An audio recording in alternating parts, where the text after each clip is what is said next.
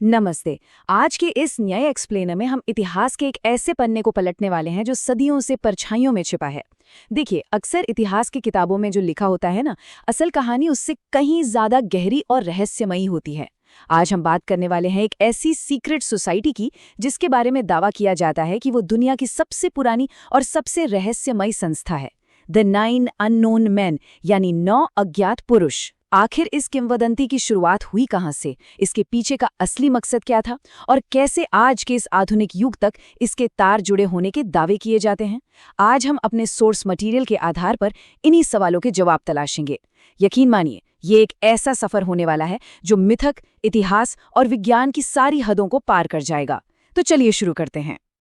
अब देखिए, जब भी सीक्रेट सोसाइटी या गुप्त संस्थाओं का नाम आता है तो हमारे दिमाग में सबसे पहले क्या आता है? Illuminati, right?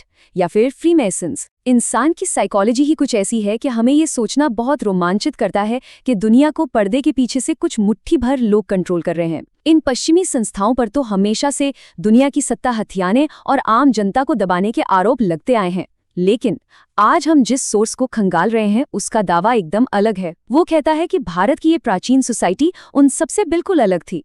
इनका मकसद लोगों को कंट्रोल करना या सत्ता पाना नहीं था, बल्कि शांति, सुरक्षा और पूरी मानवता को बचाए रखना था। मतलब एक ऐसी गुप्त शक्ति जो विनाश के लिए नहीं बल्कि हमें बचाने के लिए बनाई गई थी। है ना दिलचस्प? तो आखिर ये कहानी शुरू कहाँ से होती है? चलिए, समय के पहिए को थोड़ा पीछे घुमाते हैं। लगभग 2000 साल पीछे। ये वो दौर था जब भारत पर महान सम्राट अशोक का राज था और इतिहास का सबसे भयंकर और विनाशकारी कलिंग युद्ध लड़ा जा रहा था। सोर्स के मुताबिक इस पूरे रहस्य और इस सीक्रेट सोसाइटी का जन्म इसी ऐतिहासिक घटना के खूनी अंजाम से हुआ था। कलिंग का युद्ध लिटरली कोई आम सैन्य अभियान नहीं था। ये एक ऐसा टर्निंग पॉइंट था जिसने एक सम्राट की आत्मा को हमेशा के लिए झकझोर कर रख दिया। और आपको जानकर हैरानी होगी कि इसी युद्ध की राख से एक ऐसे विचार ने जन्म लिया जिसने आने वाली कई सदियों तक एक गहरा रहस्य कायम रखा। 1 लाख, जरा सोच कर देखिए, ये सिर्फ एक मामूली नंबर नहीं है। ये उस भयानक कलिंग युद्ध में मारे गए लोगों की एक अनुमानित तादाद है। युद्ध के मैदान में दूर दूर तक फैले शव और खून की नदियों ने उस वक्त के सबसे ताकतवर सम्राट को अंदर तक तोड़ दिया था। इस भीषण रक्तपात को अपनी आंखों से देखने के बाद अशोक को समझ आ गया था कि सत्ता और युद्ध असल में कितने खोखले हैं। इसी दुख और आत्मग्लानि के चलते उन्होंने शांति, अहिंसा और बौद्ध धर्म का रास्ता अपना लिया। लेकिन शांति की इस खोज के बीच कुछ ऐसा भी हो रहा था जिसे दुनिया की नजरों से हमेशा के लिए दूर करना बहुत जरूरी हो गया था। और बात सिर्फ युद्ध के मैदान तक ही सीमित नहीं थी। 1,50,000, जी हाँ, इतने लोगों को इस युद्ध के बाद बंदी बना लिया गया था। उनके घर, परिवार, सब कुछ तबाह हो चुका था। इस भयंकर आघात और उसके बाद के गहरे आत्मचिंतन के दौरान सोर्स दावा करता है कि सम्राट अशोक के हाथ कुछ ऐसा लगा, एक असीम और बेहद खतरनाक ज्ञान। अब ये कोई साधारण जानकारी नहीं थी, ये एक ऐसा बौद्धिक खजाना था जिसमें विज्ञान, सूक्ष्मजीव विज्ञान, गुरुत्वाकर्षण और यहाँ तक कि विनाशकारी राजनीति और युद्ध कला के हर पहलू की जानकारी थी। मतलब ये ज्ञान इतना एडवांस्ड था कि उस युग की समझ से बहुत बहुत आगे की चीज था। अब उन लाखों की डरावनी संख्याओं के बिल्कुल उलट जरा इस एक छोटे से अंक पर गौर कीजिए, 9। बस यही वो मेन पॉइंट है जहां से द 9 अननोन मैन की कथा अपना असली आकार लेती है। सम्राट अशोक को ये डर सताने लगा था कि अगर ये असीम और विनाशकारी ज्ञान गलती से भी किसी गलत हाथों में पड़ गया तो सोचिए क्या होगा। ये पूरी मानवता के लिए भयंकर तबाही ला सकता है। इसीलिए दावों के अनुसार उन्होंने उस पूरे विशाल ज्ञान को 9 अलग-अलग गुप्त किताबों में बांट दिया। हर किताब एक अलग विषय पर फोकस करती थी और हर किताब में इतनी ताकत थी कि वो लिटरली दुनिया का नक्शा बदल सकती थी। इस पूरे रहस्य का जो असली कोर है ना, वो इस एक लाइन में छिपा है।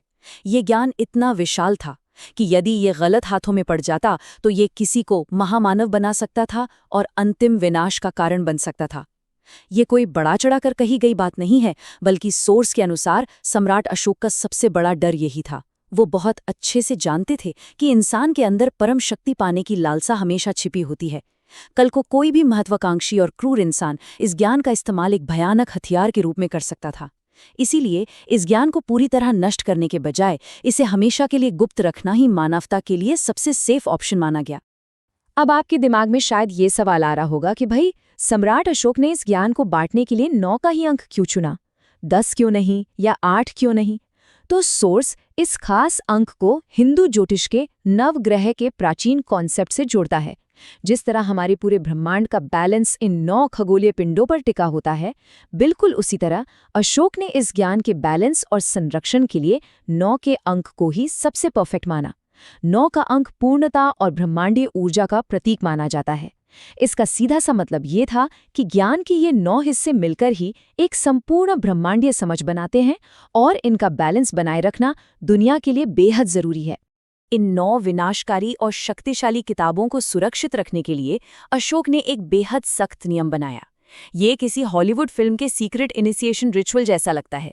सबसे पहला रूल, आपको जो विषय सौंपा गया है उसमें आपको पूरी तरह से महारत हासिल करनी होगी। दूसरा, उस गुप्त किताब की अपनी जान से भी ज्यादा हिफाजत करनी होगी। और तीसरा, जो शायद सबसे अहम नियम था, अपनी मृत्यु या रिटायरमेंट से पहले एक बिल्कुल योग्य उत्तराधिकारी खोजना। ये इसलिए था ताकि ज्ञान की ये चेन कभी टूटे नहीं और सदियों तक ये ज्ञान एक पीढ़ी से दूसरी पीढ़ी तक एकदम गुप्त रूप से दुनिया की नजरों में आए बिना ट्रांसफर होता रहे। इस कहानी का सबसे दिलचस्प और थोड़ा हैरान करने वाला पहलू वो नाम है जिन्हें हमारा सोर्स इन 9 अज्ञात पुरुषों के मूल सदस्यों के रूप में पेश करता है। जरा लिस्ट देखिए। चरक को चिकित्सा का जिम्मा सौंपा गया, चाणक्य को युद्ध और राजनीति मिली, सुश्रुत को सर्जरी के रहस्य, आर्यभट्ट को खगोल विज्ञान, नागार्जुन को कीमिया यानी अल्केमी, पतंजलि को योग की गूढ़ विद्या, वराहमिहिर को ज्योतिष, विष्णु शर्मा को साहित्य और संचार और बोधिधर्मा को जैन दर्शन का संरक्षक बनाया गया। अब एक मिनट रुकिए। ऐतिहासिक रूप से देखा जाए तो ये सभी महान हस्तियां सम्राट अशोक के समय की नहीं थीं। आर्यभट्ट तो उनसे कई सदियों बाद आए, लेकिन लेजेंड ये दावा करता है कि ये वो चुने हुए उत्तराधिकारी थे जिन्हें अलग अलग टाइमलाइंस में ये किताबें सौंपी गईं। अब एक कमाल की बात सुनिए। ये रहस्य सिर्फ पुरानी कहानियों या किताबों तक ही सीमित नहीं है। सोर्स दावा करता है कि इन 9 पुरुषों की मौजूदगी के सुराग आज भी हमारे आसपास के ऐतिहासिक स्मारकों में छिपे हैं, बस हमें देखना नहीं आता। उदाहरण के लिए उड़ीसा के मशहूर सूर्य मंदिर में अशोक चक्र का एक बहुत ही विशेष रूप उकेरा गया है। हम सब जानते हैं कि आमतौर पर अशोक चक्र में 26 तीलियां होती हैं, राइट? लेकिन यहाँ 8 रेखाएं केंद्र में मिलती हैं और एक बीच में है, यानी टोटल 9 रेखाएं। सोर्स के मुताबिक वास्तुकला की यह अनोखी विसंगति असल में गुप्त रूप से द 9 अननोन मैन का ही एक छिपा हुआ सिंबल है, जो सदियों से हमारे ठीक सामने मौजूद है। और इस रहस्य के तार सिर्फ भारत तक ही नहीं जुड़े हैं।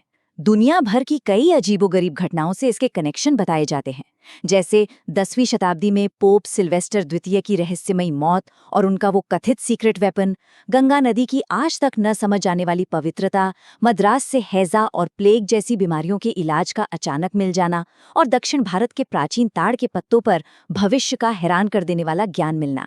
ये सारे के सारे पॉइंट्स बहुत ही तेजी से दुनिया के अलग अलग कोनों से जुड़ते हैं और इस पूरी थियोरी को एक ग्लोबल मिस्ट्री बना देते हैं। चलिए गंगा नदी की पवित्रता वाले दावे को ही थोड़ा और गहराई से समझते हैं। फ्रांसीसी लेखक लुइस जैकोलिएट ने अपनी किताब में एक बहुत ही हैरान करने वाला क्लेम किया था। उन्होंने लिखा कि गंगा का जल इसलिए हमेशा पवित्र रहता है और कभी खराब नहीं होता क्योंकि द 9 अननोन मैन द्वारा जमीन के बहुत नीचे बनाए गए एक गुप्त मंदिर से एक खास तरह का रेडिएशन निकलता है। मतलब ये सुनने में एकदम किसी साईफाई फिल्म जैसा लगता है ना? ये दावा प्राचीन आस्था को सीधे आज की मॉडर्न तकनीक और रेडिएशन जैसी साइंटिफिक चीजों से जोड़ देता है। ये सुनने में अजीब जरूर है, लेकिन सोर्स इसे एक ठोस ऐतिहासिक संभावना के रूप में पेश करता है। मेडिकल फील्ड की बात करें तो वहां भी सोर्स का दावा कुछ ऐसा ही चौंकाने वाला है। ऐसा कहा जाता है कि हैजा यानी कॉलेरा जैसी भयंकर बीमारी जिसने कभी दुनिया भर में लाखों जानें ली थीं, उसका इलाज तब जाकर मिला जब एक पश्चिमी वैज्ञानिक ने मद्रास आकर द 9 अननोन मैन के वंशजों से गुपचुप तरीके से मुलाकात की। इस दावे का सीधा सा मतलब ये है कि हमारी मॉडर्न मेडिसिन की कई बड़ी सफलताओं और बीमारियों के टीकों के पीछे असल में इसी सीक्रेट सोसाइटी के संरक्षित ज्ञान का हाथ रहा है। मतलब वो पर्दे के पीछे रहकर मानवता को महामारियों से बचा रहे थे। और कहानी सिर्फ प्राचीन काल या पिछली सदी में खत्म नहीं होती। आधुनिक युग के कई बड़े और जाने पहचाने नामों को भी इस सीक्रेट सोसाइटी से जोड़ा जाता है, जिन्हें सुनकर वाकई हैरानी होती है। एंड्रोगेंट डिमेलो, जिनके बारे में 400 से ज्यादा आईक्यू होने का दावा किया जाता है, महान वैज्ञानिक C V Raman, doctor A P J Abdul Kalam, doctor Vikram Sarabhai, Homi Bhabha और यहाँ तक कि नेताजी सुभाष चंद्र बोस। सोर्स बड़ी ही विवादास्पद रूप से इन मॉडर्न फिगर्स को इस सोसाइटी का हिस्सा बताता है। यहाँ ये क्लियर करना बहुत जरूरी है कि हमारा उद्देश्य इन दावों को सच साबित करना या कोई साइड लेना नहीं है। हम निष्पक्ष रूप से सिर्फ ये देख रहे हैं कि हमारा सोर्स अपनी इस थ्योरी को आधुनिक इतिहास के पन्नों तक कैसे फैलाता है। और इसी कड़ी में एक और बहुत ही हैरान करने वाला और बड़ा दावा सामने आता है। सोर्स के ठीक अपने शब्दों में कहूं तो दावे बताते हैं कि इसरो मुख्यालय का द 9 अननोन मेन के गुप्त मुख्यालय के साथ सीधा संबंध है। जरा सोचिए, भारत की अंतरिक्ष एजेंसी जो आज आसमान की ऊंचाइयों को छू रही है और उसके विजनरी फाउंडर्स को इस प्राचीन संस्था के मिशन के साथ जोड़ना इस रहस्य को एक बिल्कुल नया ही एंगल दे देता है। ये इस बात की तरफ इशारा करता है कि शायद भारत की इस शानदार वैज्ञानिक प्रगति के पीछे एक ऐसी प्राचीन शक्ति का मार्गदर्शन रहा हो जिसके बारे में दुनिया को कोई खबर ही नहीं है। तो सवाल ये है कि सदियों से चला आ रहा ये सीक्रेट दुनिया के सामने आया कैसे? इसकी शुरुआत 20वीं सदी में होती है। 1923 में अंग्रेजी लेखक टैलबॉट मुंडी ने अपनी किताब द 9 अननोन में पहली बार ग्लोबल लेवल पर इस रहस्य को उजागर किया था। उसके बाद से तो ये लेजेंड लगातार पॉप कल्चर का हिस्सा बनता चला गया। 2020 में आई भारतीय वेब सीरीज JL50 ने इसे फिर से लोगों की चर्चा के केंद्र में ला दिया। और अब रिसेंटली इस सोसाइटी पर आधारित एक बड़े AAA वीडियो गेम की भी अनाउंसमेंट हो चुकी है। ये साफ दिखाता है कि एक प्राचीन भारतीय रहस्य को लेकर आज भी पूरी दुनिया में कितनी गहरी उत्सुकता और फैसिनेशन है। तो अब हम इस पूरे एक्सप्लेनर को समेटते हुए वापस उसी मेन फिलोसॉफिकल पॉइंट पर आते हैं जहां से हमने शुरुआत की थी। देखिए, जहां दुनिया की बाकी कथित गुप्त संस्थाओं का फोकस हमेशा लोगों को कंट्रोल करने, पैसा बनाने और सत्ता हथियाने पर होता है, वहीं द 9 अननोन मेन का मुख्य उद्देश्य हमेशा से मानवता को सही रास्ता दिखाना और उसकी रक्षा करना बताया गया है। ये एक ऐसी संस्था का विचार है जो ज्ञान को ताकत और घमंड के लिए नहीं बल्कि मानव जाति को बचाने के लिए सहेज कर रखती है, और यही बात इसे बाकी सबसे बिल्कुल अलग बनाती है। आज जब हमारी दुनिया इतने सारे क्राइसिस, महामारियों और युद्धों से घिरी हुई है, तो इतिहास की गहराइयों से निकलकर एक बड़ा सवाल सामने आता है। क्या वो 9 लोग आज भी कहीं से इस दुनिया पर नजर रखे हुए हैं? क्या मानवता के वे प्राचीन रक्षक आज भी इसी वक्त परछाइयों के पीछे से अपना काम कर रहे हैं? आप इस बारे में क्या सोचते हैं? इसी सवाल के साथ हम आज की इस चर्चा को यहीं खत्म करते हैं। सोचने वाली बात है ना?